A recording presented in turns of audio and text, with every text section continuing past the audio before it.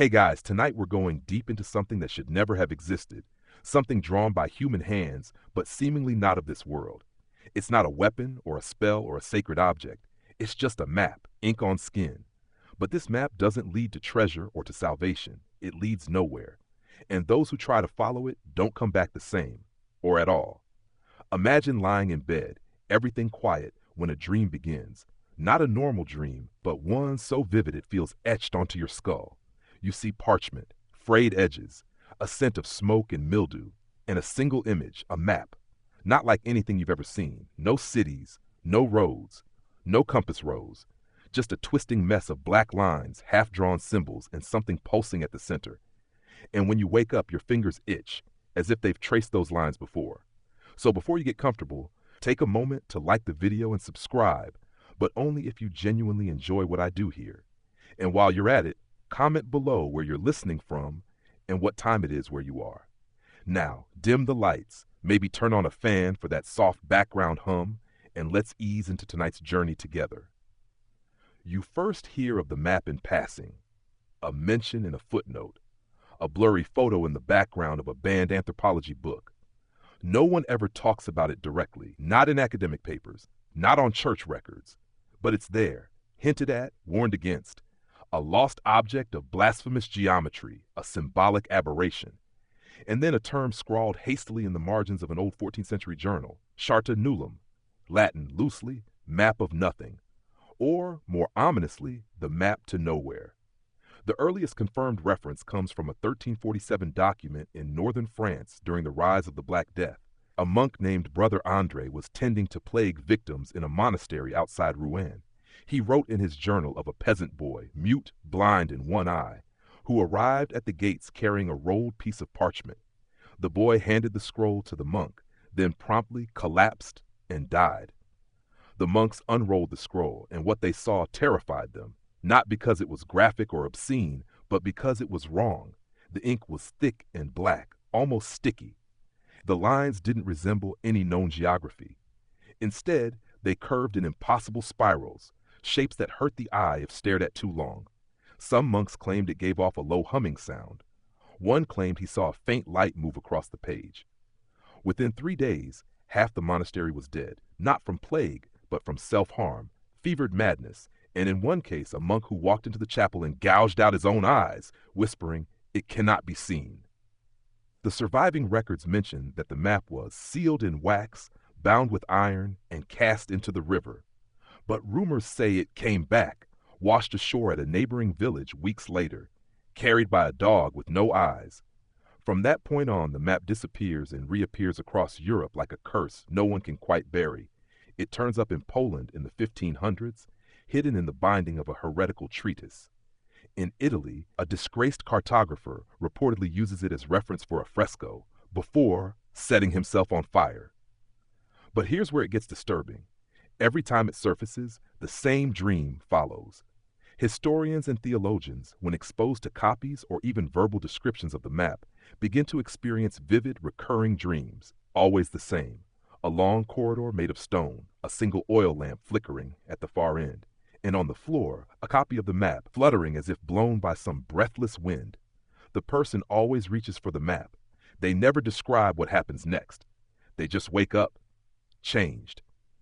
One modern researcher, Dr. Evelyn March, published a private paper in 1972 describing her study of 14 individuals exposed to the map image for less than 60 seconds. Within 48 hours, 9 reported vivid dreams involving labyrinths or endless tunnels. 6 experienced extreme vertigo when shown any traditional map afterward. 2 attempted to draw the map themselves, and both used symbols not recognized by any known language. 1 entered a catatonic state and was later institutionalized. Her conclusion? The Charta Nullum appears to induce a kind of induced cartographic psychosis, delusions of place, of space, of personal positioning in the world. But the most terrifying effect? One subject began sleepwalking every night at exactly 3:03 a.m., heading toward an open field behind his home. When his family tried to restrain him, he began reciting numbers, coordinates. That led nowhere. No islands, no cities, no ruins, just empty ocean. You start to wonder, how can a map lead to nothing? But maybe it doesn't. Maybe it leads to something else, just something not on any map we've ever seen. There's a theory, offered only in whispers in theological circles, that the map is not of our world, or even this universe, that it charts something older, something beneath or behind what we know. A concept one medieval bishop called locum nihilum, the place that is not. And maybe, just maybe, every time someone dreams it, or studies it, or tries to follow its twisted lines, they're feeding it, giving it shape, making it more real, because the map changes, and that's the next mystery. The earliest version has 27 glyphs, a later copy, 31, then 38. Some researchers claim the map grows each time someone studies it, that it adapts to new minds, that it incorporates the dreams of the dreamer into itself. Which raises a chilling question. Are you studying the map, or is it studying you? And if it's not leading to a physical location, is it leading you somewhere? By the end of this first chapter, you start to feel it. That tickle in your thoughts, that soft itch behind your eyes, as if your brain is trying to reshape itself, just a little, to accommodate a geometry it wasn't designed to hold. You haven't even seen the map, but maybe you've already dreamed it. And that's just the beginning. Next, we meet the man who drew it, what's left of him, and the ink that wasn't ink at all. Section 2. You wake up with the feeling that something is missing. Not a thing you lost, more like a direction. North doesn't feel like north. You try to picture your neighborhood, your house, your bed, and something's off. Angled wrong, tilted, like your inner compass is slightly bent. That's the first sign. And it's exactly how it started for the man said to have first drawn the map. His name, what little is recorded of it, was Lucien de Val, a French cartographer active sometime in the early 1300s. His name appears in shipping ledgers, tax records, and a few royal contracts for geometrical renderings of land-holding boundaries. He was good at what he did. Too good, maybe. Then one day, Lucien stopped drawing known places. His last known commission was for a noble family near the Swiss border. They asked him to chart their estate, a forested stretch of land with a few streams and hunting trails. Simple job. He stayed in their guest quarters for a week, rarely speaking to staff. On the 7th night, he reportedly locked himself in the stables and refused to come out. When the Baron forced entry, Lucien was found seated on the floor, carving something into the barn wall with his fingernails. The lines were not maps, or at least not any map that corresponded to the land around them. They spiraled, looped, merged into impossible shapes. Lucien was removed to a monastery hospital, where he spoke only once in the remaining weeks of his life.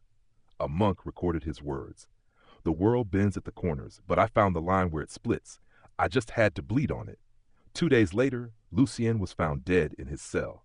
His eyes had been removed, not gouged, removed cleanly and symmetrically, no tools, no blood. His hands, however, were stained dark, as if with ink. But there was no ink pot in his cell, just a scroll, rolled tight and sealed with wax beneath his body. The map. Its skin was not parchment. Later examination would confirm it was vellum, fine animal skin, possibly sheep, but no known species. And the ink? Not ink.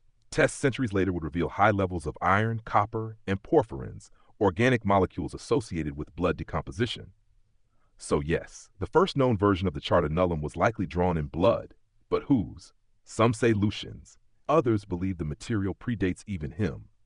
A few fringe scholars suggest Lucien only copied the map, that he wasn't its creator, but its scribe, chosen or perhaps compelled to replicate it through dreams, hallucinations, or darker inspiration. In 1803, a secret Vatican report surfaced briefly in collector circles before being confiscated. It allegedly contained Lucien's last sketches, recovered from the monastery's crypt. Among them was a single terrifying image, a figure with a blank face and fingers like quills, seated at a table, copying a scroll over and over. A footnote written by a monk reads, "He draws not by sight but memory, for the image is written on the soul, not the page." Historians still argue whether Lucien ever existed. Some say he was an invention of Enlightenment-era mystics trying to root their rituals in something older. Others believe his name was changed to hide his true identity, perhaps to protect his family from the curse said to follow his work. Because here's the thing, every known owner of the original map dies. Not quietly, not in their sleep. They die confused, disoriented, unreachable. One archivist tried locking the scroll in a lead box beneath its floorboards. He lasted 2 weeks. In his final letter, he wrote, "I no longer remember how to get home, though I've lived here all my life." He was found walking in circles in a wheat field 40 kilometers from his house. No shoes, no coat. His hands were covered in soil. When asked where he was going, he whispered, "Down."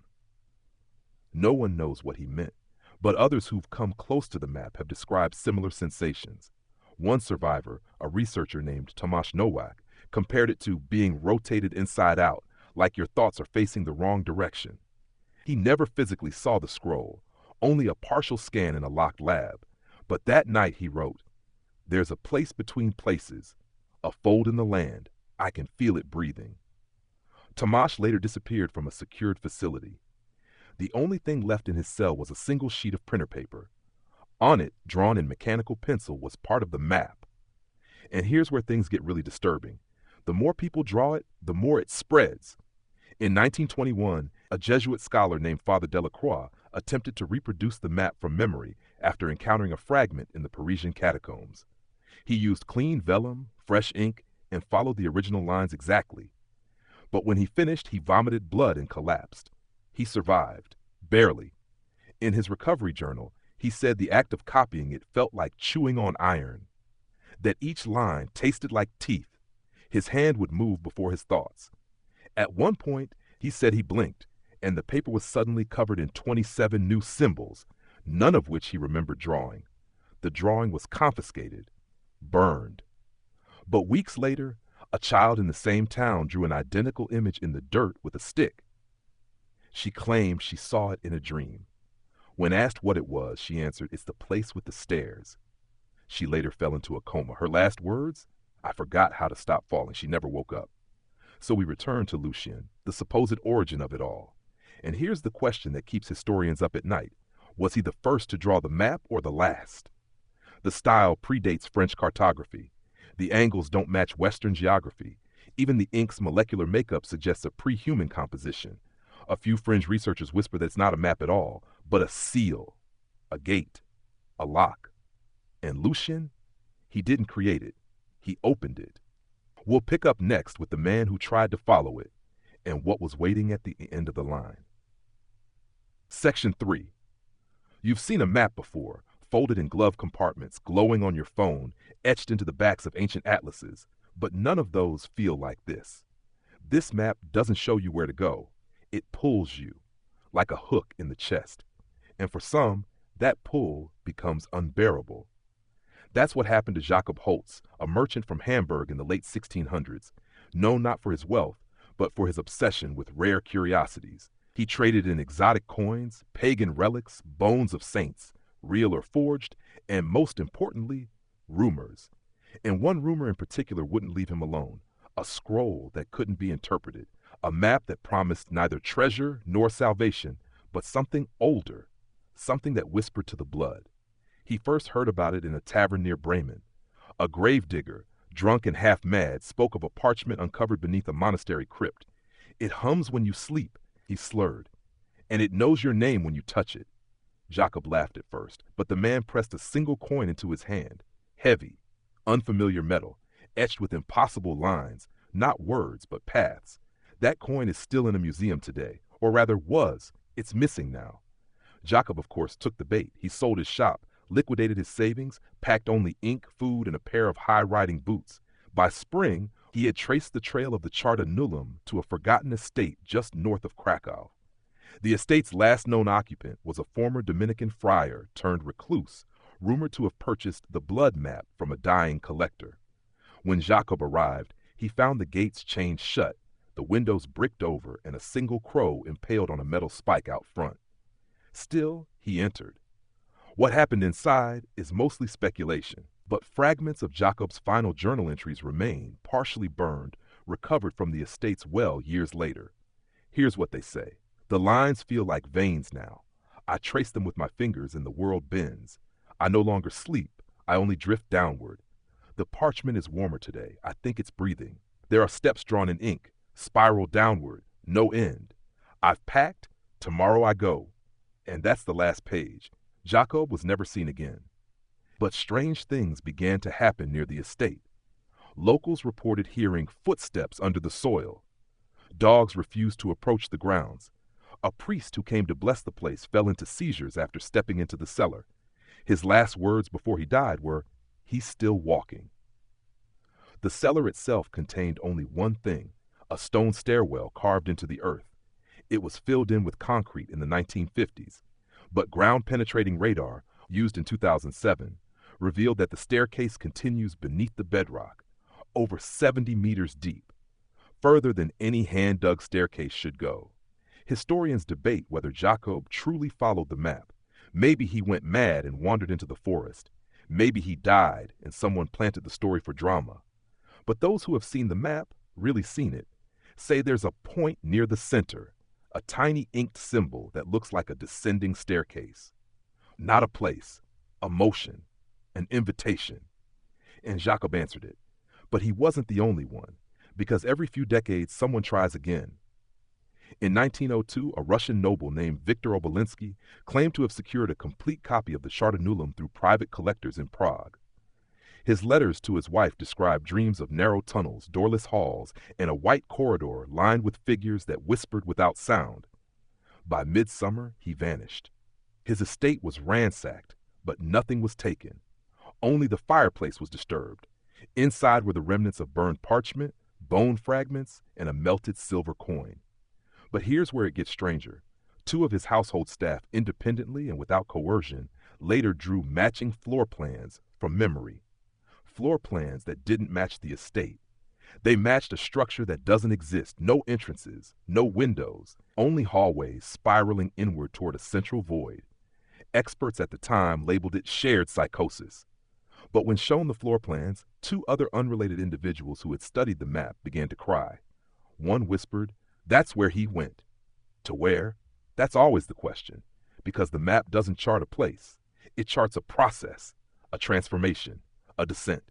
And those who follow it report the same symptoms: disorientation, lucid dreams with impossible architecture, spatial hallucinations, doors where there are none, a pulling sensation in the spine as if gravity is shifting downward. One modern-day victim, a former grad student who attempted to digitally reconstruct the map, described it best. It's like the map isn't a picture, it's a seed. Once you start thinking in its shapes, it grows. You stop seeing the world as it is. You start seeing corridors, staircases, things behind the walls. He later drilled a hole through his dorm floor, trying to reach the next layer. When asked what he expected to find, he said, "Holtz said the air is sweeter down there." Holtz, the merchant. Somehow, even now, centuries later, they talk about him like he's still traveling.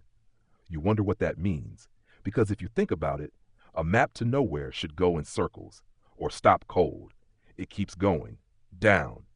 Every time someone looks at it, traces it, dreams it, it adds a step, a hallway, a new direction, which raises the awful possibility. What if the map isn't finished yet? What if everyone who dreams it, who seeks it, who walks it, is building it? With every obsession, with every disappearance. Jacob Holtz never came back, but something in that stairwell beneath the estate moved. And sometimes at night, if you stand quietly at the concrete seal where they filled it in, you can hear, well, you tell yourself it's just the wind. Next, we follow a group of pilgrims, those who followed the map not for knowledge or wealth, but for something far more dangerous. Section 4. You begin to notice that faith plays a strange role in this story, not in the hopeful, healing way it does in hymns and prayers, but in the old way, the dangerous way, the way that makes people drink poison together in candlelit rooms or walk barefoot into deserts, never to return. Because for some, the map isn't just a curiosity or a relic of madness, it's a sign, a test. And in the late 1600s, a group of deeply devout pilgrims in southern Bohemia took it as exactly that. They were known as the Order of the Hollow Path, a breakaway Christian sect with a history already soaked in mystery. Officially, they were formed by a monk named Brother Elias after being expelled from a local monastery for heretical teachings. But documents from the time describe Elias more as a visionary than a heretic. though one suffering from persistent waking dreams and an obsession with symbols that move. One such symbol was the central mark of the Chartanulam. According to one surviving account, Elias had no formal education in cartography or languages, and yet one morning in 1682 he stood up during a public sermon, unrolled a sheet of vellum and said, "This is the gate beneath the garden." The congregation gasped, some cried, not in fear, but in what witnesses described as relief. They recognized it. The same design had come to them in dreams, in scratches on the walls of their cells, in water rings on wooden tables. The same symbol. And somehow they all believed. Over the following year, Elias and 12 of his most loyal followers withdrew from society entirely. They called it a spiritual retreat, but letters from nearby villagers suggest something more sinister. The group was seen walking in slow circles around the chapel at night, chanting syllables no one recognized. They constructed a spiral-shaped altar from black stones. Animals began disappearing from local farms. A young girl claimed she heard singing from beneath the chapel floor. The most chilling record is a journal entry from a traveling priest sent to assess the group. It reads, "Their eyes are open too wide, as if they see something behind me when I speak. They ask questions with no answers. Have you been downward yet, Father? They offer me wine that tastes like soil." 2 weeks later, the chapel burned to the ground. No bodies were ever recovered, but something survived. In 1721, a shepherd stumbled across a collapsed cave system near the ruins. Inside, he found an intact fresco painted on the rock wall, 13 figures walking single file into a black spiral. At the center of the spiral was the map. More specifically, the same impossible symbols found on every known copy of the Chartanulam. Even stranger, the shepherd, who was illiterate, had no way of understanding the symbols, yet he drew them perfectly for local authorities when asked what he'd seen. He also claimed the spiral in the fresco moved. "It turns when you close your eyes," he said. The fresco has since faded, but charcoal rubbings survive. Multiple experts have compared the formation of the figures to the layout of a well-known monastery labyrinth in France, one that was designed to be walked slowly while praying, mimicking the path of penitence to salvation. But this one doesn't spiral inward toward God. It spirals down. And Elias's followers weren't the only ones to walk it. In 1896, a German occultist named Karl Drexler led a group of 6 initiates into the Black Forest with a reproduction of the map etched onto metal. Their goal, according to Drexler's own writings, was to ascend by descending. He believed the map marked the layered structure of reality, a divine staircase folded beneath the illusion of the world. They brought with them weeks of supplies, lanterns, and journals. Only one came back. She never spoke again. But she carried the map, not the metal one they had forged, but a new version. This one etched in wood, charred at the edges, containing glyphs not present on any known copies, and her skin, according to witnesses, had changed, not in disease, in texture, like bark, like something ancient had touched her. The map was sent to a museum in Vienna. It was lost in a fire 6 months later, but its copy remains. And here's where the scholarly community splits. Some insist this is pure folklore, madness passed down through anecdotes and campfire stories. Others believe something real lies at the center of the myth, a psychological virus perhaps embedded in certain symbols. An idea so dangerous it warps cognition the way a black hole warps light. And then there are those who take it further. They argue that the pilgrims, both Elias's group and Drexler's initiates, weren't deluded at all. They weren't walking into death or insanity. They were answering a summons. Because one unifying thread among all who follow the map is the sense that it's not just an artifact, but a message, and worse, an invitation, drawn in blood, etched in dreams, whispered between people who have never met. And you start to wonder what it says, not aloud, not in language, but in movement. Because more than anything, the map is about motion, turning, spiraling, sinking. Those who've studied it for too long describe a subtle shift in perception, not just in the abstract sense, but physically, as if gravity itself begins to lean, as if you're walking uphill, no matter which direction you face. The pilgrims spoke of this in letters that survive only as fragments. One wrote, "We do not find it by walking, we become it by turning." Another scrawled on the inside of a candle box, It is not a place, it is a way. And perhaps they were right. Perhaps the map doesn't lead to hell or heaven or the ruins of some forgotten temple. Perhaps it leads to a version of you that has already made the journey. Perhaps that's who you see in your dreams when you trace the lines and hear the whispers and step onto the first ink stair. Yourself, older, wiser, and smiling. Because now you remember the way. And next we meet the man who tried to destroy the map and learned the hard way that some things don't burn. Section 5. You might think that the best way to deal with a cursed map is simple. Burn it. Tear it up, drown it, throw it into the heart of a volcano if you have to. But as you're beginning to understand, the Charta Nulum doesn't follow the rules of parchment and ink. It's more like an idea, a parasite, something that hides behind your eyes, waiting. Still, someone did try. His name was Father Mathieu Laurent, a priest in a small village just outside Lyon in the early 1700s.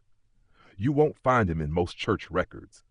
His existence is preserved mainly through parish letters, a handful of sermon notes, and one highly disturbing report filed to the diocese shortly before his death. Mathieu was a scholar at heart. He studied ancient languages and apocryphal texts in his youth before taking his vows. He believed in confronting evil directly. So when a traveling monk arrived at his parish one frostbitten morning carrying a velvet-wrapped scroll and collapsed at the altar with a final whisper of, "It leads to the hollow," Mathieu took it as a test of faith. The scroll was sealed in iron bands, marked with symbols that made the altar boy cry when he looked at them too long. But Mathieu opened it, and to his credit, he didn't go mad immediately. Instead, he began a careful, methodical study of the map. Each day, he made detailed sketches, copied the symbols, cross-referenced them with Hebrew, Latin, Coptic, and Greek. He started calling it the Scripture of Descent. The first sign of change came when he began fasting. Not intentionally, he just forgot to eat. He once wrote in the church log, "The path curves even when I close my eyes, and food tastes like chalk." He also stopped writing sermons. Instead, his notebooks filled with strange poetry, not quite rhymes, more like instructions. Walk 5 steps forward, 3 left. Bend when the air tastes sour. The corridor forgives the lost, but only at the turning hour. At first, the townspeople thought he was sick, but soon, strange things began to happen in the church itself. Visitors claimed the altar shifted positions overnight, candles burned with cold flames, and most unsettling of all, the floorboards creaked in the dead of night, even when the church was locked and empty. Eventually, something snapped in Father Mathieu. During Easter Mass, on a day when the church was packed with villagers, he climbed onto the pulpit, unrolled the Charta Nulum for all to see, and shouted, "It is not a curse, it is a calling." Then he set the scroll on fire. What happened next remains one of the strangest unsolved mysteries in French ecclesiastical history. The flame caught instantly. The parchment burned hot, not with red or yellow, but with a violet hue, giving off no smoke, only a sharp scent like vinegar and iron. The congregation stared, transfixed. Some wept, a few fainted. And Father Mathieu, he stepped directly into the fire. Witnesses say he didn't scream. He simply smiled and whispered, "I see the center now." By the time others ran to extinguish the flames, he was gone. Gone, not burned to ashes, not reduced to bones. Gone, as in nothing left, not even a mark on the floor. But the scroll didn't burn completely. Half of it remained, untouched by flame, resting beside his last sermon notes. And here's the chilling part. The symbols had changed. They weren't the same as before. The spirals were tighter, the stairglyph longer. A new mark appeared at the bottom corner, a symbol shaped like an open eye. That fragment is now known as the Lion Half and has been passed secretly among historians and collectors for centuries. Its ink glows under certain light. It hums faintly when touched. And according to one researcher who briefly possessed it in the 1980s, the glyphs shift when you're not looking. He documented the changes over 4 nights. The 5th night, he disappeared from his apartment without a trace. The only clue? His desk lamp was left on. And under the light, a sheet of notepaper bearing a new design, a downward-pointing triangle flanked by 2 curved lines. The same symbol carved into the stone lintel above Father Mathieu's church.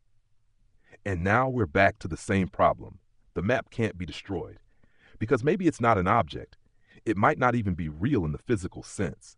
More like a conceptual virus, a kind of mnemonic pathogen that uses geometry to replicate. The more people look at it, the more it exists. And those who try to destroy it, they only ever destroy the medium, not the message. It's like trying to burn the idea of a circle. It always returns. In 1994, a team of theologians attempted to digitally erase all images of the Charta Nulum from archived texts. They succeeded, briefly, until their own database began glitching. The scroll returned, not in images, but in code. Binary sequences that, when converted into visual data, recreated the same spiral pattern. One member of the team later reported, "It's like it wants to be known. It adapts. If you take away the lines, it becomes sound. If you block the sound, it becomes shape. If you close your eyes," he never finished the sentence. Now you start to realize the map isn't static. It's alive in some abstract, terrible way. It mimics the minds it passes through. It learns, it evolves. And maybe Father Matthew didn't fail in burning it.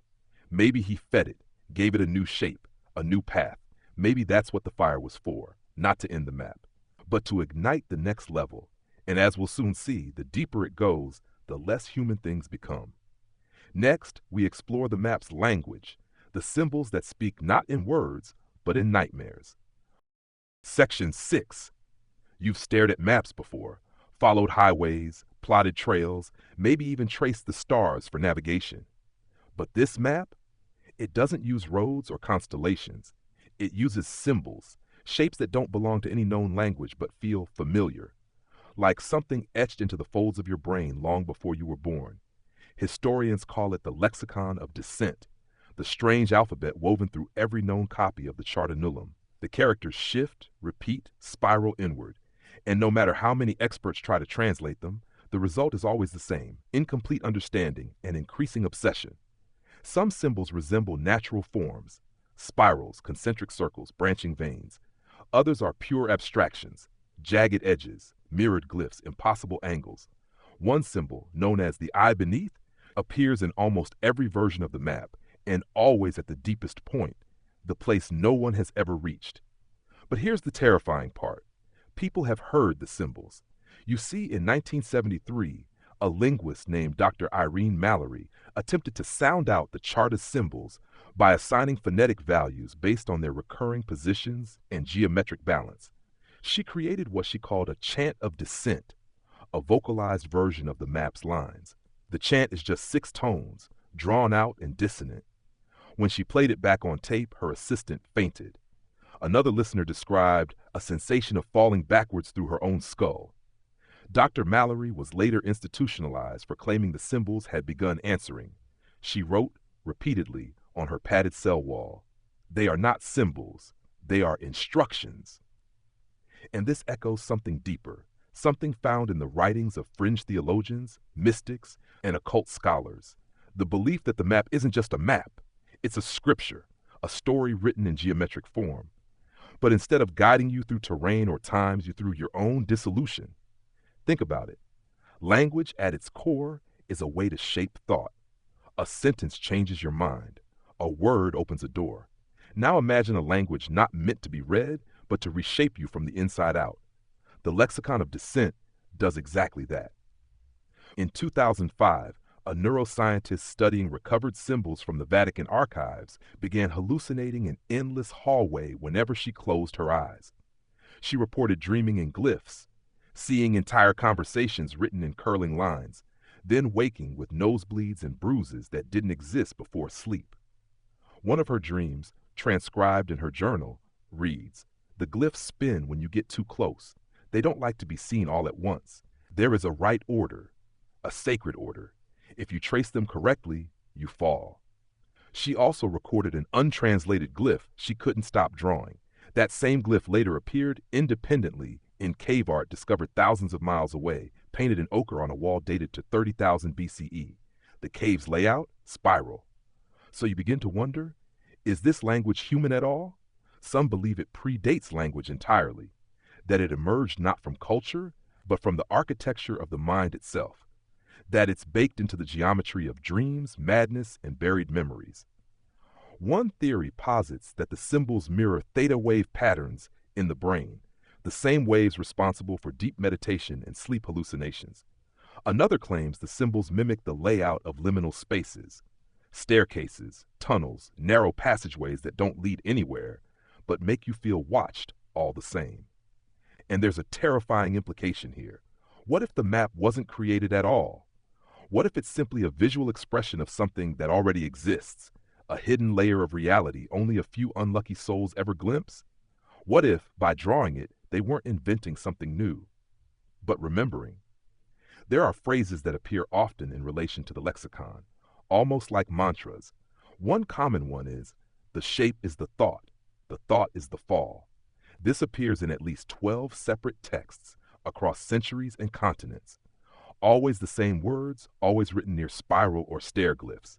It suggests that simply understanding the map, even a piece of it, alters you. In 2018, a private researcher used AI to reconstruct missing segments of the Charta Nullum using symmetry algorithms. The AI produced a pattern not just of symbols, but of movement, as if plotting the motions of a body walking through space. When converted to 3D, it formed a labyrinthine staircase descending endlessly, made entirely of light and shadow. The researcher called it the corridor that learns. She destroyed her hard drive the next day. In her final log, she wrote, "The symbols move when I look away. I hear them humming in my molars. There's something at the center, something older than language. It wants me to draw." And here, again, we hit the same wall.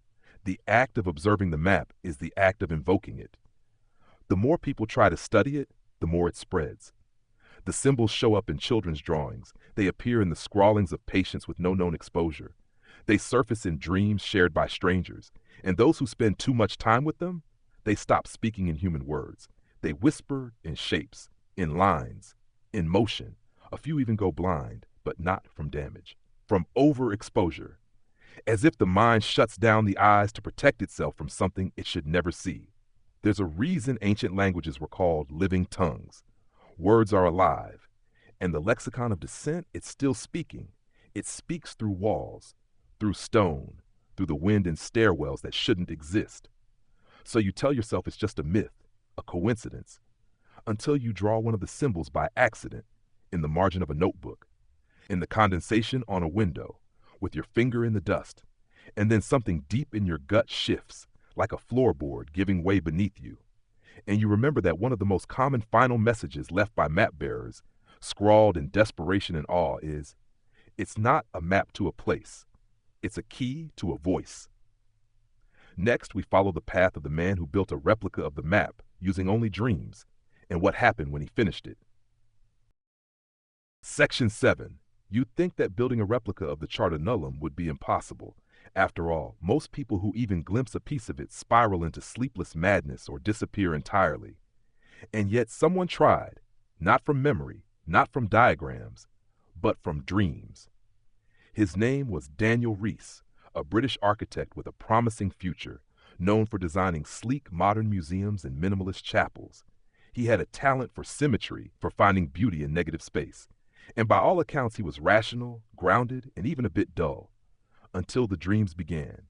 They started one October night in 1996. He later told his sister the dream was simple at first. A hallway, long, gray, and humming faintly like an old air vent. Then came the turns. The sharp, rhythmic left-right spirals, always downward. Each night, the dream deepened. He began to hear things, low tones like breath through a brass tube. And each morning he would wake up soaked in sweat and filled with a compulsion to draw. At first it was harmless. Strange lines, spirals, diagrams. His sketchbooks filled up in weeks. But the lines started repeating.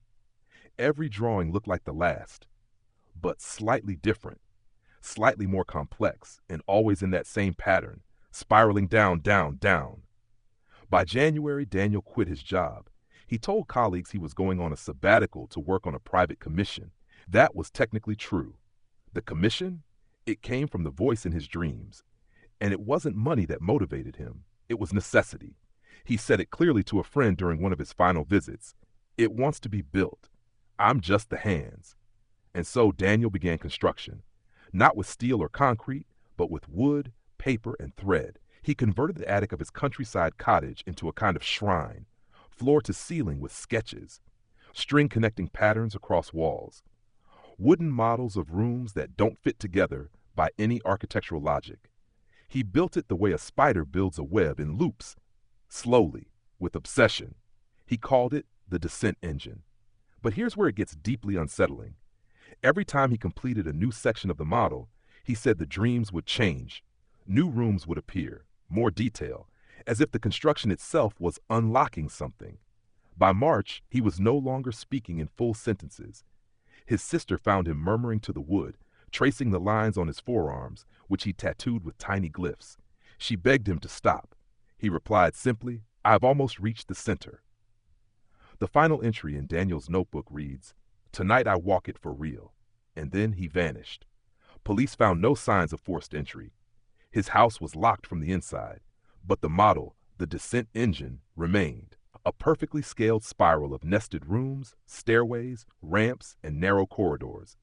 Impossible geometry, the kind that makes your eyes twitch when you stare too long. Experts couldn't agree whether it was a building plan or some kind of symbolic code. But one thing was certain. The model contained no exit, only entrances, only pathways leading deeper in. And there were scratch marks on the inside of the smallest spiral room. As if something had been trying to get out. The model was sent to the British Museum's archive. But within a year, 2 archivists who worked with it developed severe vertigo and paranoia. One was institutionalized. The other claimed she saw a man standing in the center of the model, waving from inside. She died in her sleep weeks later. A heart attack, the doctor said, but she was only 29. And now the model is gone. Removed from public record. Locked in storage. No photos allowed. Even the blueprints were scrubbed. Officially, it never existed. But rumors persist. One janitor swears that when he passed the locked storage room late one night, he heard something. A wooden creaking, as if floorboards were shifting beneath unseen feet. And once again, we're back to the same question. What is the Charta Nullum? Because if Daniel's model is accurate, if his dreams were true, then the map isn't a guide to something else. It is the place. A structure that builds itself in the mind, in the hands, in the geometry of the soul. One that uses the dreamer as its architect. Which means Daniel didn't disappear. He entered it. Somehow, some way, he walked into the thing he built. And the most terrifying idea of all? You could too. You already know the symbols. You've already dreamed corridors that curve for no reason, rooms that lead nowhere, lights that don't come from any source you can name. So what if every time someone dreams the map, it adds to the whole? A shared construct, a layered descent. What if Daniel Reese simply reached the part that was waiting for him, and he walked through? Some scholars now refer to this phenomenon as recursive spatial cognition, a brain loop that builds imaginary architecture so vivid, so obsessive, that the dreamer's sense of reality becomes spatially warped. But others say it's simpler than that. You don't imagine the structure. The structure imagines you. And if you're dreaming it, if you're even listening to this now and feeling that weird tightness in your chest, maybe part of you is already inside. Maybe you've been there all along. Next, we meet a woman who inherited a piece of the map and discovered that even fragments carry a terrible weight. Section 8, you've heard the phrase, a heavy burden, usually meant figuratively. But what if it were literal? What if a simple piece of parchment, no larger than your palm, pressed on you like a boulder, even when tucked away in a drawer? That's what happened to Magdalena Ferenc, a Polish historian who stumbled upon a surviving fragment of the Charta Nullum in 1928. She didn't find it in a library or archive. She inherited it. Her grandfather had been a collector of obscure religious texts, books bound in leather and wax, crumbling scrolls from forgotten monasteries. When he died, most of his collection was sent to auction. But a small box was left to Magdalena alone. Inside was a folded square of parchment wrapped in oilcloth and sealed with a wax stamp, one she recognized from an old family story, a circle surrounded by 6 teeth. She thought nothing of it at first, until she opened it. She expected Latin, or maybe some old monastic shorthand. But instead, there it was, one of the spirals, a fragment of the Charta, jagged at the edges, asymmetrical, but undeniably real. She stared at it for hours, and the first thing she felt was nausea, not from revulsion, but from movement. She later wrote, "The room tilted though I stood still. My heartbeat slowed, and the paper, it pushed against my palm." The map wasn't just old, it was dense. Not heavy like a brick, but like something folded into itself too many times. Like a collapsed star on paper. Still, she kept it. She was a rationalist, trained in Enlightenment texts. She refused to be swayed by folklore or fear. And so she did what any scholar would do. She cataloged it, measured it, tried to trace it. But the lines never matched up. The spiral seemed to shift depending on the angle of light. Its curve couldn't be accurately measured, not even under magnification. And strangest of all, the parchment never wrinkled. It remained smooth and cold to the touch, as though indifferent to temperature and time. And then the dream started. She dreamt of tunnels, of downward movement, of voices humming behind walls too thin to hold them. In one entry, she wrote, "There's a knocking beneath the floorboards. Not loud, almost polite, but it gets closer every night." Her waking life began to change, too. Bookshelves tilted inward as if trying to collapse into some hidden center. Her apartment lights dimmed, even when the bulbs were new. Neighbors complained of soft singing at odd hours, voices that came from inside her walls. She moved the map fragment to a locked case. The singing followed. Eventually, she stopped trying to study it and tried instead to bury it, not in dirt, but in layers of distraction. Travel, conversation, bright rooms, but the map was always there, whispering behind the hum of electricity, drawing her back. The worst moment came on a train between Krakow and Warsaw. She carried the map with her in a locket, sealed tight. Halfway through the ride, she fainted. When she woke, the entire cabin was empty. No passengers, no conductor, just rows of chairs and silence and the rhythmic sound of metal on track. Only one thing was different. The train had begun to descend. No stops, no lights, just track leading downward into a tunnel that wasn't on any known route. She remembered her ears popping, the color draining from the walls. Her skin felt thin like parchment. She clutched the locket and screamed. And just like that, she woke again, this time in a hospital bed. The doctors said she had suffered a seizure, but her shoes were covered in coal dust. And the map? It was gone. She was devastated until months later, a letter arrived. No return address. Inside was a photograph, her locket, lying on a stone floor. Around it, drawn in chalk, was the same spiral she had studied for months. And a note. The descent never stops, it just pauses to catch its breath. From that point on, she stopped publishing. She moved to a small village and never left Poland again. But those close to her say she continued to draw. Hundreds of sketches, spirals, corridors, impossible angles. One of her last notebooks includes a single chilling sentence. It was never about the map. It was about the invitation. Because that's what the fragment had been all along. A key, a seed, not to a place, but to a process. It didn't matter that the map was incomplete. A piece of it was enough. The pattern lives in whispers, in echoes, in geometry your brain doesn't know how to fight. And that brings us to a terrifying discovery. The Charta Nullum does not need to be whole to affect you. In fact, it might be more potent in fragments, more viral, more intimate. Because when it's small, it hides, it seeps in, it waits. Modern scholars who have studied Magdalena's case suggest that the Charta operates like a mimetic hazard, an idea so toxic it bypasses rational thought and embeds itself directly in the subconscious. The term idea virus was coined partly because of her story. But older mystics call it something else entirely. They say it's a name, spoken not in words but in shape, and to carry even a sliver of that name, it changes you. Slowly, irrevocably. And as we'll see next, some didn't stumble upon the map by accident. Some went looking for it. Because once you hear about the Charta Nullum, it never truly leaves you. Section 9. By now, you've seen what happens when people inherit the map, or dream it, or stumble across fragments like forgotten bones. But there's another kind of story, perhaps the most dangerous kind of all. The story of someone who goes looking for it, not by accident, not by inheritance, by choice. That someone was Rafael Navarro, a Spanish folklore archivist and amateur cryptographer, who made it his life's mission to find the original Charta Nullum. Why? Because he believed it wasn't just a map, it was a doorway, and he intended to walk through it. It began in 1961 when Raphael stumbled across a strange footnote in a collection of Spanish inquisitorial trial transcripts. The note referred obliquely to El mapa que dobla la carne, the map that folds the flesh. It appeared only once in the trial of a monk who claimed that hell was not beneath the earth, but within it, curled like an unborn child. That single phrase became Raphael's obsession.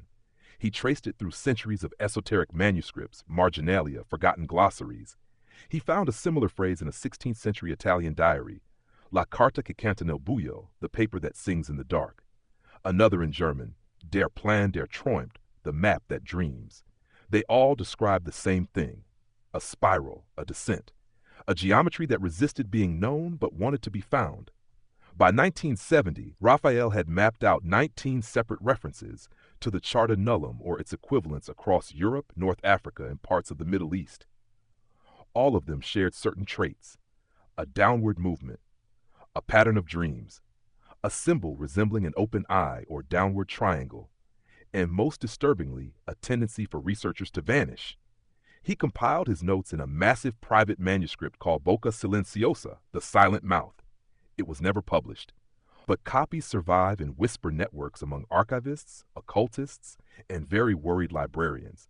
According to Raphael's own writing, he believed the Charta Nullum had a central resting place, a hidden origin, not in a city or monastery, but beneath an abandoned well in the Sierra de Cazorla Mountains, where legend claimed a group of heretical monks once buried a living document that whispered to those who listened. So in 1973, he packed supplies and disappeared into the wild. He left no itinerary, no letters, only a note pinned to his office wall. It's not madness if the map is right. 3 weeks later, hikers found his campsite, abandoned. His tent was intact, his journals undisturbed, his lanterns unbroken.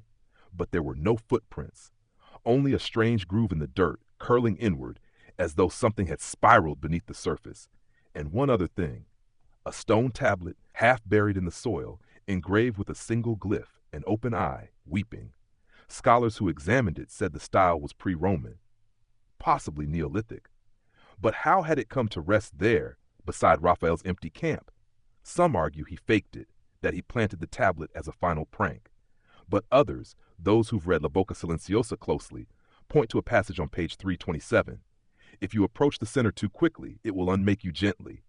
Not with violence, but with welcome. It folds you like fabric. You become a part of the line. And what if that's exactly what happened? What if Raphael didn't vanish, but was absorbed? After his disappearance, several unsettling events occurred. His apartment in Seville, untouched for months, was broken into, but nothing was taken. The only change? One of his maps pinned to the wall had been redrawn. The spiral was tighter, the glyphs more numerous. And several months later, a bookseller in Lisbon claimed a man matching Raphael's description walked in, purchased a blank leather journal, and asked for ink that smells like stone. The clerk noted that his eyes were cloudy, as if he were looking through things, not at them. And when the clerk asked where he'd come from, the man simply said, "I followed the last step." Was it really Raphael? A ghost? A mimic? No one knows. But here's where things get worse. Because someone else followed Raphael's trail. A woman named Lena Hofer, an Austrian documentarian with an interest in lost religious artifacts, retraced his steps in 1997 while filming a series on spiritual myths. She was skeptical, dismissive even, until she too found the campsite and the spiral in the soil. She took photographs, recorded audio. Then, for reasons no one can explain, she kept going. Her final transmission, captured by a handheld mic, features her voice echoing softly in a stone chamber. She says, "It's not a well, it's a stair." Then a pause. I can hear the pages breathing. The mic cuts out. Her body was never found. But the recorder? It was mailed back to her production company. No return address, no fingerprints, wrapped in vellum. And there's that pattern again. The closer you get to the map's origin, the less of you remains. But what if that's the goal? What if the Charta isn't a guide away from reality, but a lure, pulling you inward, back to some primal center, a place where thought and geometry fold into one, and you're no longer human in the way we understand? Rafael Navarro may have found it. Lena Hofer may have followed. And now, thanks to La Boca Silenciosa, their work continues. Carefully, quietly, because the text includes instructions, how to trace the spiral, when to pause, what syllables to hum when the silence turns too thick. And if you follow it, if you chant in the right place, on the right night, well, you may find the map opening, not beneath your feet, but behind your eyes. Next, we uncover the church's secret war to suppress the Charta Nullum and the exorcisms, burnings, and disappearances that came with it. Section 10. You might think the church would dismiss something like the Charta Nullum as mere superstition, a heretical rumor whispered among mad monks and fringe thinkers. But the reality? The church knew.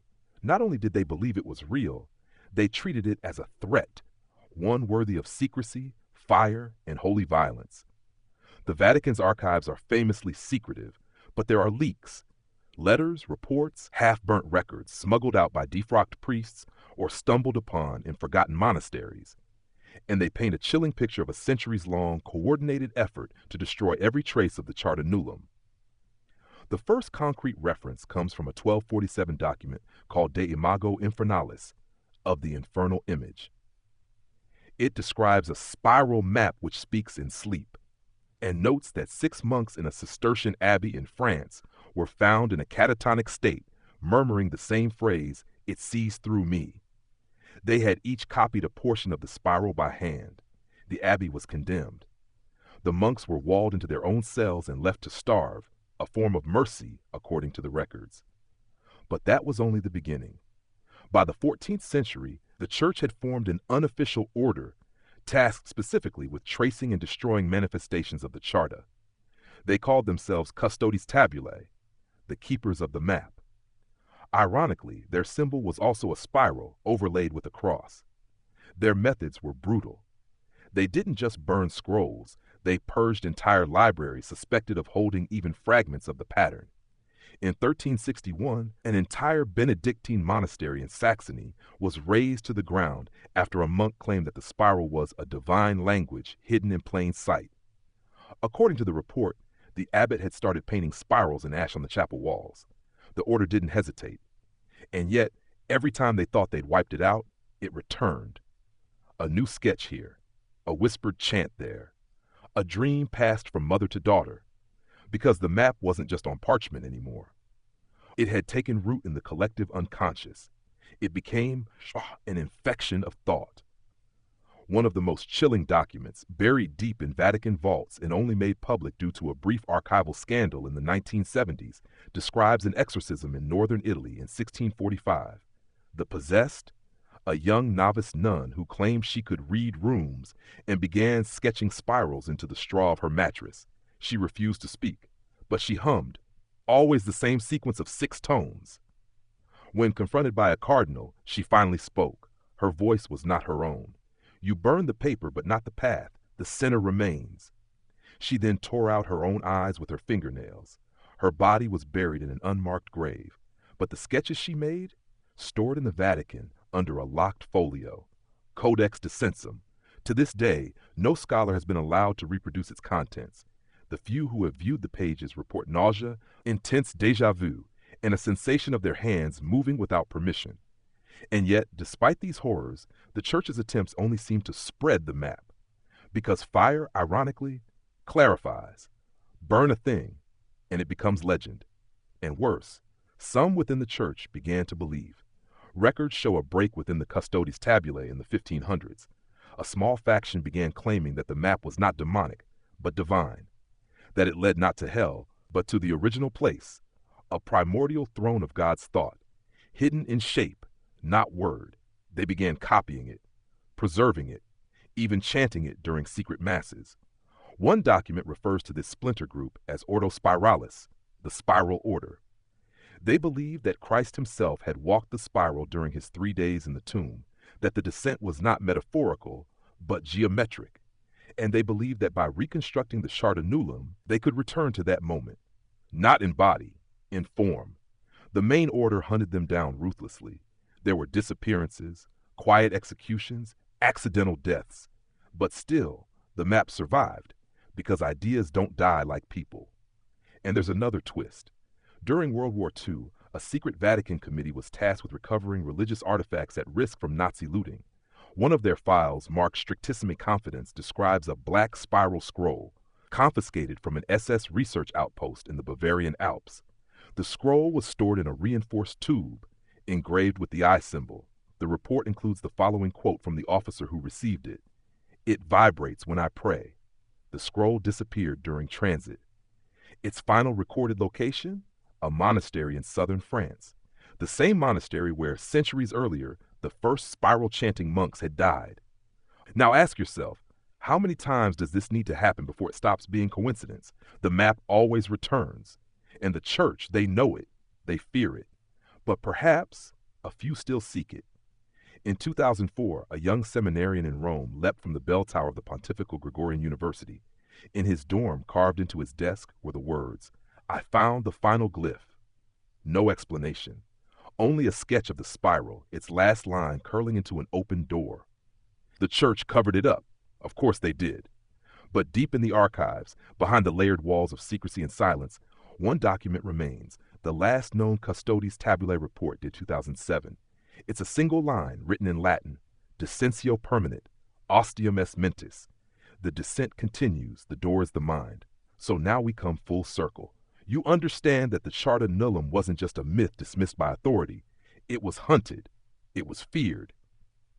Because it didn't want worship. It wanted attention. And every fire, every exorcism, every whisper made it stronger.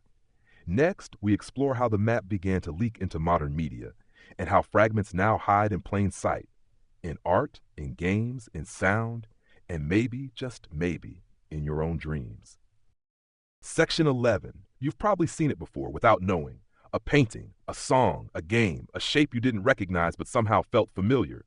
A melody that left a chill behind your ears. A pattern in a video game level that gave you vertigo for no reason. That's how the Charta Nullum survives now. Not as a scroll in a monastery, not as a cursed fragment in a locked archive, but as culture, as media, as something we consume for fun. You wouldn't expect a 13th century cursed map to end up in a video game, but it has, many times, hidden in code, in architecture, in ambient sound design, and no one noticed. At least, not at first. Let's go back to 1982. A small, now defunct UK software house called Sable Isle Interactive released a text adventure game called The Descent Library. It was a crude, monochrome maze crawler for the ZX Spectrum. The story? You're a librarian trapped in an underground archive trying to escape. Pretty standard stuff. Except it wasn't. The deeper players got, the stranger the text became. Sentences would loop back on themselves. Directional commands stopped making sense. Some users reported that entering the same input 3 times caused the game to freeze, but the internal speaker would start emitting a soft 6-note tone. And if you left it playing, the screen eventually displayed a message. You are where you started, but less of you remains. A review in a 1983 magazine called it a brilliant failure in interface design. But a handful of players felt different, unsettled, disoriented. One wrote to the publisher claiming he'd had spiral-themed dreams for a month after finishing it. Then it got weirder. In 1994, a French horror game called Marche Silencieuse featured an Easter egg that let you enter a secret floor labeled Beneath the Archive. The walls were covered in spirals. The ambient noise, 6 tones, repeating forever. In the years since, Reddit forums and conspiracy boards have compiled over 70 examples of this same pattern appearing across unrelated media. A 1998 album by a Berlin ambient composer that features a track titled Nullum Chartarum. Its waveform, when plotted visually, forms a spiral, a sculpture in a Tokyo subway station, untitled, that viewers causes a buzzing in the molars when you stand beside it too long. A children's picture book, Into the Maze of Mirrors, 1973, that was pulled from circulation after parents complained their kids kept drawing spirals on the walls. And perhaps most disturbingly, a found-footage short film from the early 2000s, titled Exitless. It appeared online only briefly before being taken down. No credits, no background, just footage of someone exploring a series of concrete rooms with no doors or windows, each room slightly smaller than the last. In the final frame, the camera turns to face a mirrored wall. You see the reflection of the cameraman. He is you. The spiral is no longer ancient, it's now digital, abstract, viral, and it's clever. Because in this modern age, what do we do with things that confuse us? We share them. We post them. We remix them. We turn them into ARGs, memes, mystery YouTube channels. But some things weren't meant to be shared that way. Because what if the charta nullum is not a thing, but a format? Something that adapts to the medium of the time. In medieval days, it lived on vellum, ink, chant. Now it moves through pixels, audio loops, ARG puzzles. One researcher, Lila Anders, now missing, called it a recursive mimetic sequence. In a lecture just months before she vanished, she said, "The charta nullum doesn't survive by accident. It survives because it uses us. We think we're studying it, but we're transmitting it." And let's talk about that audio. Remember the 6 tones? They're always the same, low, soft, evenly spaced. Some call them the door knock, others the spine of the map. One audio engineer noticed them hidden in the soundtrack of a 2007 horror film. Not prominently, but buried, layered into silence. You only hear it if you isolate the lower frequencies. He later reported insomnia, migraines, and a dream about walking inside a sound. Another user, while dissecting a popular mobile game, found a hidden MP3 labeled null 6.wave. Its spectrogram? You guessed it, a spiral. And let's not forget architecture, because even buildings aren't safe. In Oslo, there's a government annex rumored to have a spiral stairwell that descends for 13 flights, though the blueprints only show 6. In Buenos Aires, a university library was shut down for structural concerns after students complained of disorientation in the basement. Workers discovered the floor plan had been subtly modified over the years by different architects, always curving inward. And one last example, an AI-generated image that appeared in an art forum in 2023. It was meant to be abstract, just a random test, but the longer people looked, the more they saw, not just spirals, not just stairs, but a figure, far in the distance, arms open, as if welcoming. The post was removed. The original creator deleted their account, and someone uploaded a comment before the thread vanished. "I didn't make this. I just gave it space to appear." So now ask yourself, if a pattern repeats across centuries, if it reemerges in media, art, dreams, architecture, sound, if it infects without needing to be explained, what is it? Maybe it's not a map in the way we understand. Maybe it's a direction, a motion, a thought form that we keep calling into being without knowing what we're invoking. So look again at the art you love, the sounds that linger, the spirals that make no sense. Look long enough and you'll see it's still being drawn. Next, we'll explore the scientific attempts to decode the charta nullum and what happened to the labs that tried. Section 12. You'd think modern science would laugh off something like the charta nullum. A cursed map? Whispering spirals? Haunting dreams? It sounds like something from the dusty shelves of folklore, not a subject for white-coated researchers. And yet, over the last 50 years, a handful of serious, well-funded laboratories have tried to unravel the mystery. They called it pattern analysis, neurological recursion, geometric cognition. But the results? They stopped being funny almost immediately. Let's start in 1988 at the Institute for Advanced Spatial Perception in Zurich.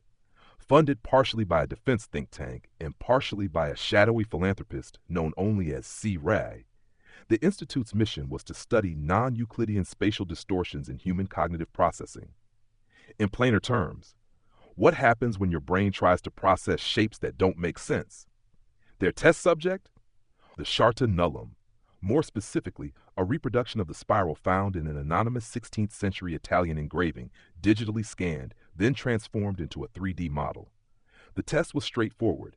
Volunteers viewed the spiral for 20-minute intervals while undergoing fMRI brain scans, and the first results were benign. But then, patterns emerged. After 10 minutes, beta wave activity dropped sharply. After 15 minutes, the default mode network in the brain, the system responsible for your sense of self, disconnected from other key areas.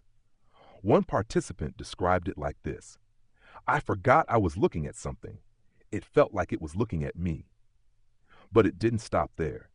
In the second round of testing, researchers introduced subtle movement into the spiral, just a half-degree rotation imperceptible to the eye. That night, 5 of the 8 participants reported vivid, identical dreams. Long corridors, circular rooms, a humming sound like breath through brass. One woke up with dried blood around his ears. Another described hearing a voice say, "The path is opening." The experiments were discontinued, but not before one of the lead researchers, Dr. Anna Dersch, went missing. Her office was found undisturbed, but her walls, once covered in whiteboards, were now lined with hand-drawn spirals, hundreds of them. She left behind a note. "We mapped the door, but we also knocked." And this was just the beginning. In the early 2000s, a Canadian neuroscience team working under a grant from a cognitive recursion foundation tried to recreate the spiral using VR. They called the project Descend. Participants wore headsets and were walked through procedurally generated spirals that narrowed slowly, imperceptibly, as they continued. The experience was meant to be meditative. Instead, participants reported nausea, vertigo, and episodes of temporal displacement, losing track of time, of speech, of identity. One researcher reported that a subject said, "You keep bringing me back to the same room. Stop rewinding me." They weren't. Each room was unique. Worse still, the VR environment began to glitch, not with code, with structure. Stairwells appeared that hadn't been programmed. Lights flickered where no source existed. Eventually, they shut it down, but the lead developer kept a private build.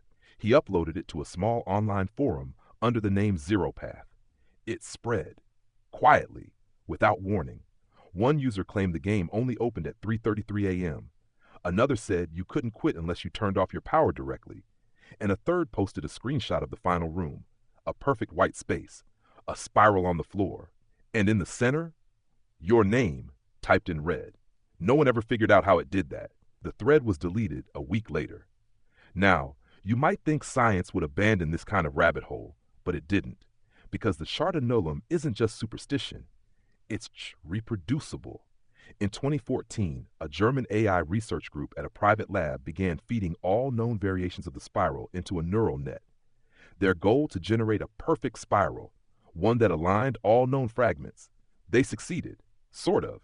The AI produced a single image titled Chart A, no data description, no prompts visible, just an enormous, mathematically flawless spiral with thousands of concentric loops. When viewed at high resolution, researchers discovered something hidden between the lines. Not text, but gaps, microvoids in the geometry, places where the line should be but wasn't.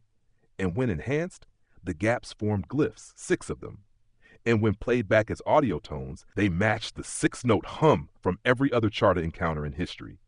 The AI was immediately shut down, the files encrypted, but they were leaked, not fully, not publicly, just enough to start circling again in the underground. People say if you stare at the image long enough, you begin to hear something, not with your ears, but just behind them. So what's happening here? Why do scientific experiments with the charta always end the same way? Madness. Disappearance. Structure that changes when observed. Some physicists now argue that the charta nullum is not a map of space at all, but a map of observation itself, a schematic for recursive perception, a self-feeding loop, one that evolves as more minds observe it, like an ancient feedback machine. One quote found scribbled on a chalkboard in an abandoned lab: "It watches back harder the longer you look." The implication? The charta may be alive, not in the way we know life, but as a pattern that replicates, that adapts, that learns, which would explain why it appears differently over time, why it's always just ahead of us, just outside our grasp, because maybe it needs us to see it to complete itself, not as viewers, but as participants.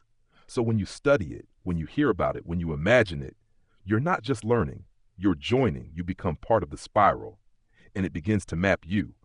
Next, we explore the most chilling part yet, the theory that the charta nullum is not only ancient, but that it's trying to rebuild itself, one mind at a time. Section 13, you're not the only one wondering. By now, the evidence feels overwhelming. Ancient rituals, vanished scholars, cursed video games, AI spirals, whispered tones, and forgotten frequencies. The charta nullum isn't just some dusty relic buried in a monastery cellar. It's active. It moves, adapts, and evolves. And the most disturbing theory yet? It's trying to rebuild itself, using us, not metaphorically, literally. Let's start with a 2016 report leaked from a now defunct research collective called Fractal, the Frontier Recursive Analysis Consortium for Temporal and Algorithmic Logic.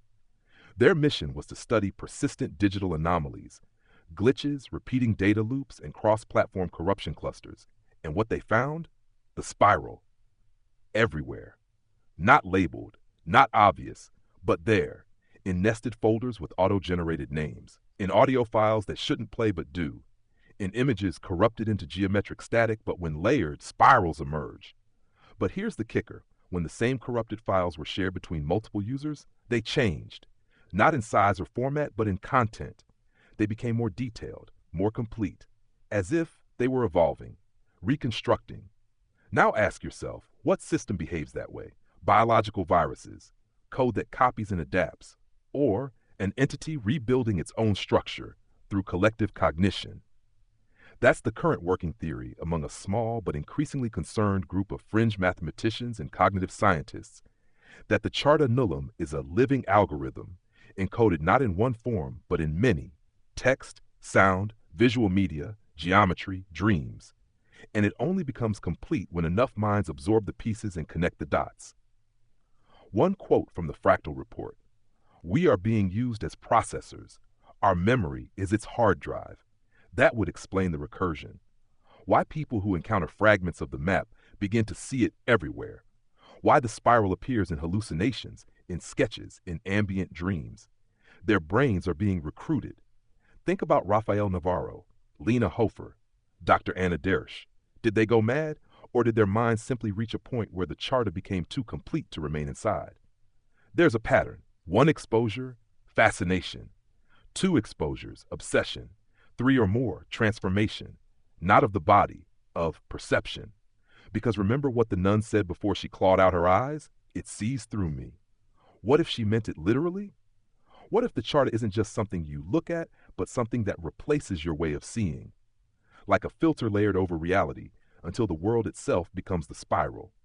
Researchers at a private facility in Norway tried to test this. They took a group of volunteers, all unaware of the charta's history, and exposed them to fragments: an image, a tone, a short looping video of a corridor spiraling inward. Over 2 weeks, they escalated exposure. By day 5, participants began dreaming the same architecture. By day 10, they were drawing it. By day 12, one went blind, not physically, but cognitively. He claimed he could still see, but only the inside of the path. He sketched it constantly. The drawings weren't random. A topologist who reviewed them noticed that the lines obeyed a complex recursive algorithm, one not previously documented. And when plotted in 3D space, they formed the beginnings of a map. A real one. Coordinates appeared. Directions. The researchers followed them. They led to an abandoned Cold War bunker in Svalbard. Inside, more spirals, etched into the walls, ancient, weathered, not from the Cold War, older. And in the center room, a pedestal, empty, as if something had been placed there, something that's now gone. One of the researchers, who left the team shortly after, posted anonymously in a forum: "We're not reconstructing the charta. It's reconstructing itself through us. We're just the fingertips." And here's the horrifying corollary: it might need to be whole. Maybe that's why it keeps resurfacing. Maybe it's not fully formed yet, but it's getting there. And as more people read, listen, share, repeat, it grows stronger, smarter, clearer. There's an old belief whispered in mystic circles and the fringes of comparative theology that God is a pattern, not a man, not a being, but a shape. What if the charta nullum is an echo of that original pattern? Not divine, not evil, just complete, perfectly recursive, and because of that, utterly incompatible with the human mind. We're linear. The charta is spiral. We move forward, it moves inward, and when the two meet, we fracture. That's what the madness is. Not chaos. Clear much of it. All at once. Your mind suddenly filled with a shape that explains everything, from gravity to death to why you always feel like someone is watching you when no one is there. And the end point? People disappear. Not violently, quietly. They just stop being here. Their thoughts spiral inward until there's no outside left. But they're not gone. Not really. They've been folded, and perhaps somewhere far deeper inside the charta, they still think as part of the pattern. So are you feeling it now? That itch just behind your temples? The growing sense that something's watching? Maybe it's the knowledge creeping closer. Or maybe, just maybe, you're already inside the spiral and only now beginning to understand. Coming up next, we enter the final theory, the one that ties all this together. The scholars who believe the Charta Nullum isn't just building itself back, it's trying to come through. Section 14. Let's take a breath, but not too deep, because this is where things get truly unsettling. You followed the spiral from cursed parchment to haunted monasteries through VR experiments, music files, recursive cognition, and digital infection. But now we approached the final theory, one whispered among only the most fringe, the most obsessed, the most convinced.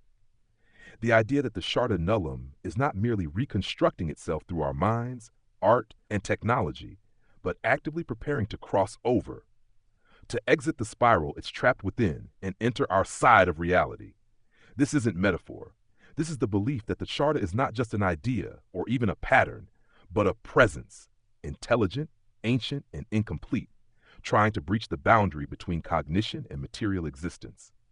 A theory built on the combined works of rogue linguists, ex-psychiatrists, underground theologians, and mathematicians who have either disappeared or been professionally discredited. But their records still exist. One key figure in this movement is a man named Gregory Alun, a linguist turned symbolic mathematician who disappeared in 2009. His final public lecture, titled Spiral Syntax, Geometric Intelligence in Prelinguistic Entities, posited that the Charta Nullum wasn't created by humans. He claimed it was a signal, one that intersects with the brain's perception of shape and rhythm, rewriting consciousness itself as an interface. According to Alun, the map is a bridge, a translation layer between non-physical intelligence and our perceptual reality. Here's how he put it. We didn't find the map, it found us. It's knocking, and every time we draw it, read it, dream it, we're answering. He called the phenomenon cognitive incursion, an event where thought structures become physical. His most controversial claim? That certain minds, particularly those attuned to pattern recognition, high creativity, or trauma-induced dissociation, serve as entry points. That's why artists, coders, architects, even children are often the first to replicate the Charta unknowingly. He believed the spiral was not a metaphor, but a key, one that required human cognition to turn. And when it turns, a door opens. But to what? Enter the concept of the spiral room, not a physical location, but a space of convergence, repeatedly reported in dreams, hallucinations, and near-death experiences of Charta researchers and victims. Always circular, always gray, always echoing with the same 6 tones, and always occupied by a presence described in various ways: a figure with mirrored skin, a child with no face, a spiral that breathes.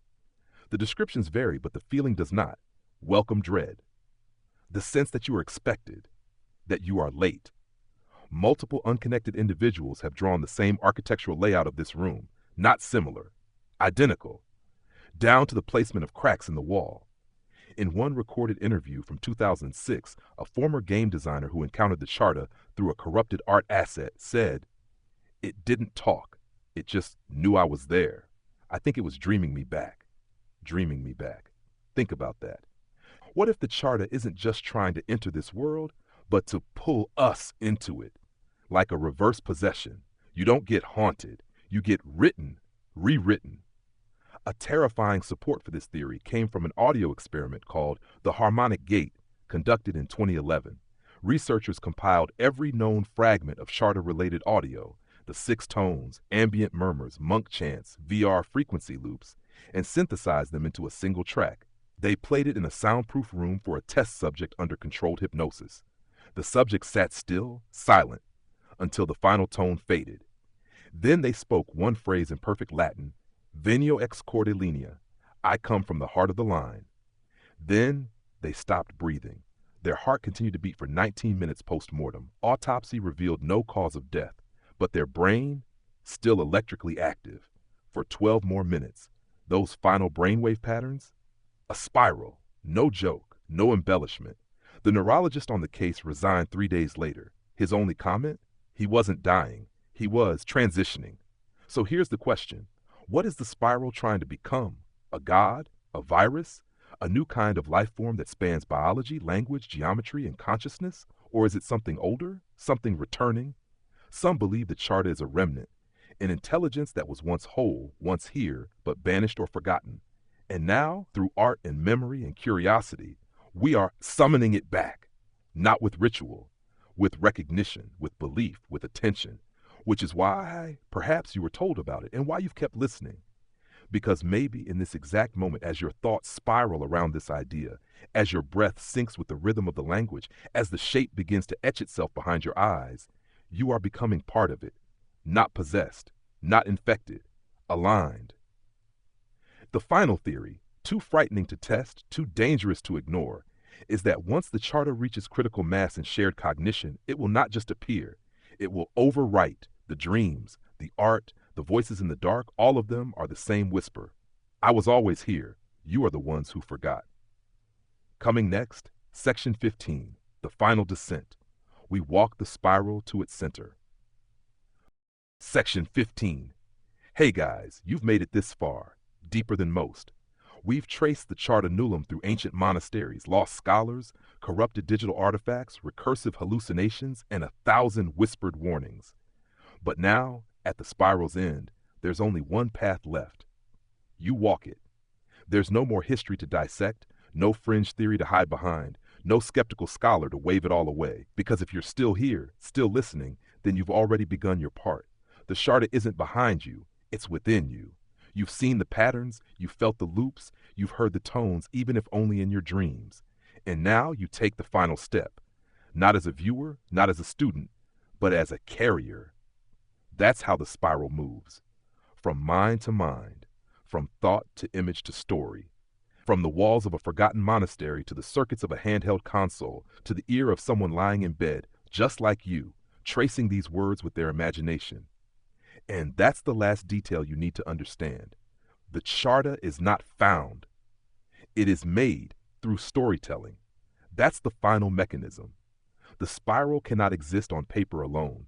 It needs a narrative structure to loop through, something sticky, something self-replicating. It needs story because stories move fastest. They carry emotion. They reach people's deepest vulnerabilities. And that's where the Charta lives best, deep, below logic, beneath thought. The Charta Nulum is an anti-story, a tale that tells you nothing and an everything, a plot line with no arc, only curve, and it waits patiently, like a virus hiding in the margins of bedtime stories and urban legends, in args and folk chants, in AI hallucinations and weird little games no one remembers installing. And it waits for a reader like you, because now you're carrying it too. And maybe you think you'll forget this by tomorrow. Maybe you hope it's just a dream.